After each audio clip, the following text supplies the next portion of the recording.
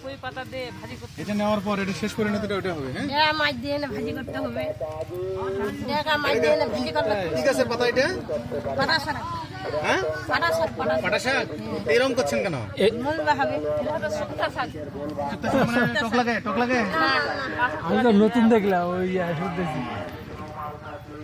ও, মাছ দিয়ে ভাজি করে খেতে হয়? ঝোল করে, ঝোল করে? না না, ঝোল না? ভাজা ভাজা।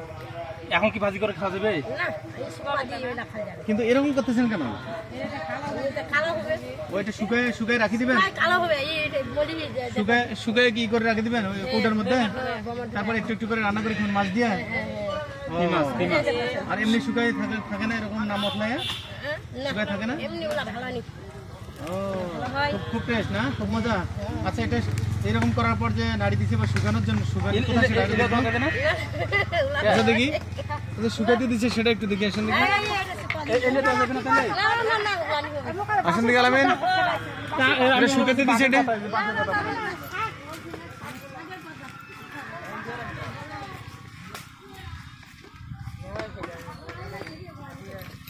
ও, এইটা এইরকম অবস্থা না? আপনি ওই পাশে জানতো, দেখেন তো দূরে কি হয়েছে এটা। ও, হ্যাঁ, এরা ইচ্ছে মতো মতলাই সেই সাত দিছে। না গেছে তো, সেই সাত না গেছে। হ্যাঁ, এটা সেই সাত তো। হ্যাঁ, তবে লবণ দেয় নাই, কম লবণ কম আছে।